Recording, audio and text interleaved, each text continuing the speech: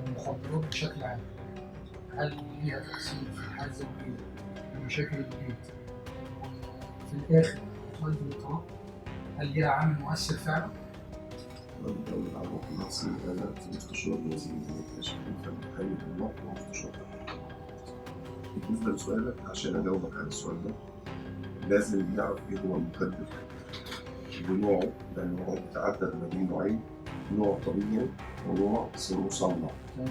النوع الطبيعي ده اللي هو كان متضارب مع الناس، وده طبعا ده مضر، يعني أنا بأكد برضه في بداية الكلام وفي نهاية الكلام إن النوع الطبيعي برضه مضر. يعني زي الحشيش، زي الأفيون، زي البول، الحاجات دي كلها حاجات طبيعية، ولكن هي بتؤدي إلى خمول وتباطؤ حركة الجسم النفسية والعصبية، فتخلي البني آدم اللي بيتعاطيه غير قادر على العمل، غير قادر على الحركة، غير قادر على الكسب.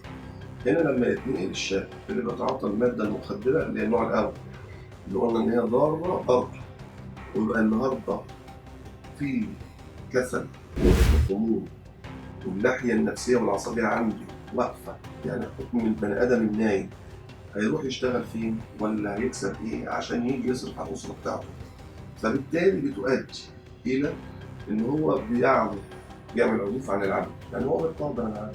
كده كده ما بيصحاش بدري، ينام عايز يشرب وينام. فبالتالي بيحصل مشاكل ما بينه وما بين ربة المنزل لعدم الإنفاق على المنزل وعدم القدرة على توفير الالتزامات الأساسية في المنزل، فبالتالي بينتهي المطاف يا إما قضية طلاق للضرر يا إما قضية خلع في المحكمة، ودول كتير جدا من دول.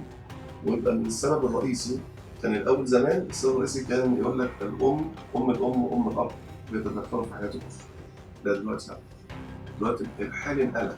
لا، القصة النهارده هو التعاطي، الأساس هو التعاطي. يعني لو قلنا إن في إحصائية لأسباب مشاكل الطلاق، هيقول لك في البداية عشان نسبة كام هيطلع المخدرات؟ مش أقل من 60-70%، ولكن هم بيستروها في حتة إيه؟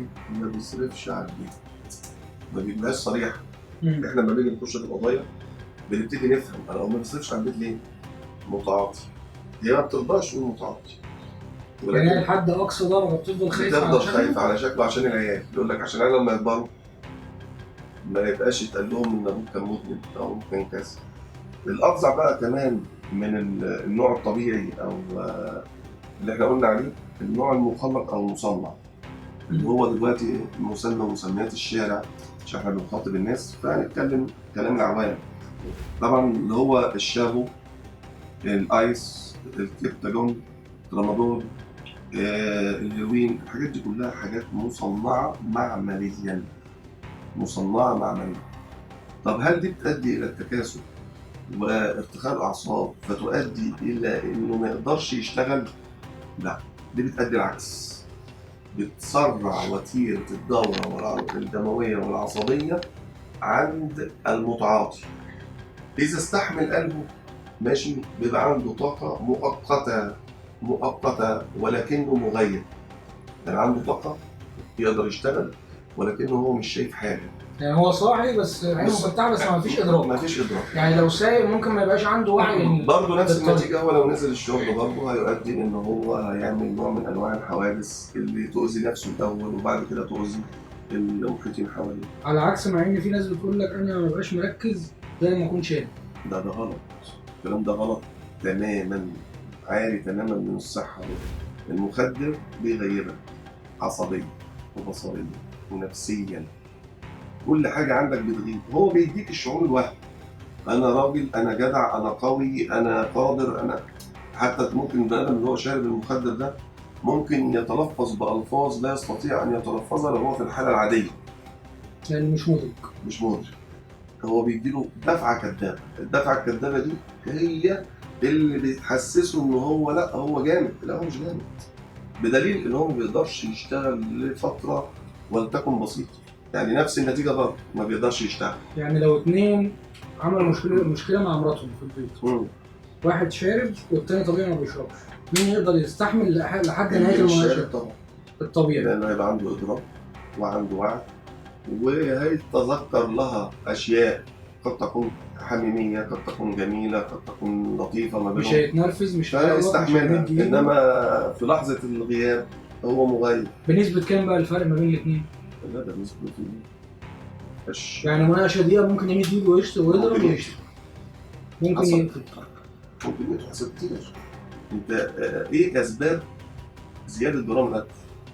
احنا كنا زمان ما كنا بنسمع جريمه قتل كل شهر او شهرين مره. احنا كمحامين بنقول يا قضيه قتل.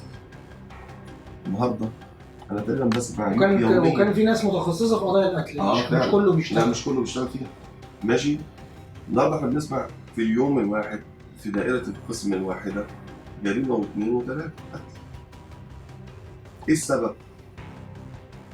هو لو دورت عليه هتلاقي المخدر. الاساس بتاعه المخدر. فهنا المخدر ليه تاثير مباشر على الاسره في انحلال العلاقه الزوجيه، بالبلدي في خراب بيوت الاسره المصريه. المخدر بيخرب بيوت الاسره المصريه. ده اقدر انهي بيه.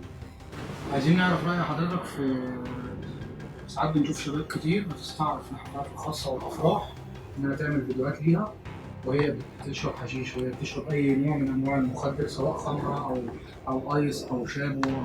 يعني رأي حضرتك في الموضوع ده بالظبط؟ السؤال فيه شقين. الشق الأولاني اللي هو استعراض المادة المخدرة سواء استعمالها أو توزيعها في أمام جمهور من الناس، متمثل هنا في أفراح مثلا أو مناسبات. ده يعتبر طبعا مجرم بقوة القانون طبقا للمادة 34 والمادة 33 من القانون. طبعا العقوبة فيها معروفة اللي هي يعاقب بالإعدام والسجن. ماشي. موضوع الترويج على السوشيال ممكن يوصل للإعدام؟ ما هو ده نوع من أنواع استخدام الميديا، ودي الشق الثاني بتاع السؤال. الشق الأولاني إحنا قلنا إن ده على أرض الواقع بيحصل، ده مجرم قانونا طبقا للقانون العقوبات.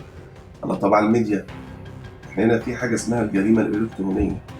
الجريمة الإلكترونية لسه داخلة مصر في عهدها حديثا.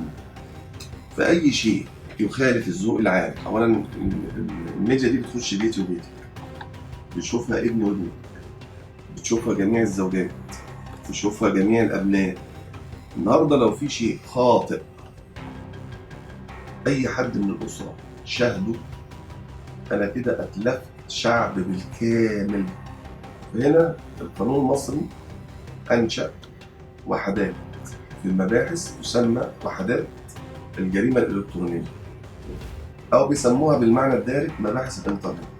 أي حد عنده مشكلة عن طريق الميديا، عن طريق فيس، عن طريق تيك توك، عن طريق أي وسيلة من الوسائل الإلكترونية، بيلتجئ الشخص المتضرر إلى هذه الجهات لتحرير المحضر وإثبات الحالة، وبعد كده بيتم تحريكها النيابة العامة لاتخاذ شأن بأمرها. يتم تحويل المحضر للنيابة العامة بعد إثبات واقعة الضرر أو الجريمة عن طريق مباحث الإنترنت لاتخاذ الإجراءات القانونية ضد المتسببة في هذه الجريمة أو في هذا الضرر. بدأت المكاتب دي ما كانتش متعارف عليها دلوقتي، الأول ما كانتش متعارف عليها، دلوقتي بقت منتشرة في جميع المحافظات. موجود مكتب في كل مديرية من المديريات لمباحث الإنترنت للشكوى من الجرائم الإلكترونية. ده اللي بيرصد أي نوع من أنواع الجريمة الإلكترونية. ممكن استعراض قوة، ممكن استعراض مادة مخدرة وتوزيعها وشربها، ما ده يعتبر نوع من أنواع نشر الفجر والفجور. ماشي. ممكن الجريمة الإلكترونية سب وقصف، ممكن الجريمة الإلكترونية تبقى تهديد عبر الوسائل الإلكترونية الحديثة، ممكن الجريمة الإلكترونية ممكن ابتزاز. يعني في جرائم كتيرة دلوقتي بتقع ضمن إطار الجريمة الإلكترونية. إحنا دلوقتي بقينا منقسمين قسمين، قسم يخضع لقانون العقوبات وقسم يخضع للجريمة الإلكترونية نظرا للظروف التكنولوجية اللي إحنا بقينا فيها. وعلى أرض الواقع في محاضر فعلا بتتقدم كتير في الموضوع ده؟ كتير جدا جدا جدا. أنت ممكن تخش على رول حسب توصيف الجريمة إن كانت جنحة أو جناية. او جنحة محكمة اقتصادية، لان دلوقتي انشأوا حاجة تخص المحكمة الاقتصادية ودي لها حالات خاصة. تبص لا دول مثلا موجود فيه مش اقل من 20 30% جرائم الكترونية موجود حاليا الكلام ده. 20 و 30% من الرول. من جرائم يعني لو 1000 قضيه في الرول هتلاقي على الاقل في 300 الى قضية جريمة الكترونية. طب هنا كان في قضيه من فتره جريمه قتل، والقاتل اللي قتل مراته عمل بث مباشر وبعد القتل في اثناء مكان الجريمه. تمام. ده هيبقى له عقوبتين، يعني حتى لو نجا من الاعدام تمام يبقى بيعاقب على جريمتين. هو بيعاقب النهارده على جريمة القتل، دي أقسام. بعد كده التمثيل بالجثة، لأن النهارده كون إن هو يقعد ويتصور جنب الجثة يعتبر نوع من أنواع التمثيل بالجثة. يجي بقى في المنتهى هو حق المجتمع، هو النهارده أضر بالذوق العام والمجتمع ولا ما أضرش بالذوق العام والمجتمع عن طريق بس هذا المقطع؟ الجريمة الإلكترونية. الجريمة الإلكترونية. هتبص لها الثلاث جرائم دول نازلين في مواد العقاب بتاعته، والقاضي هيديله لكل جريمة عقوبة. يعني مش بيتحكم على قتل بس، لكل الجريمة عقوبة. يقول لك على الاتهام الأول كذا، الاتهام الثاني كذا، الاتهام الثالث كذا، لأنها كلها هي جريمة متتابعة بس ليها عقوبة. لابد إن هو يحكم عليه بيها.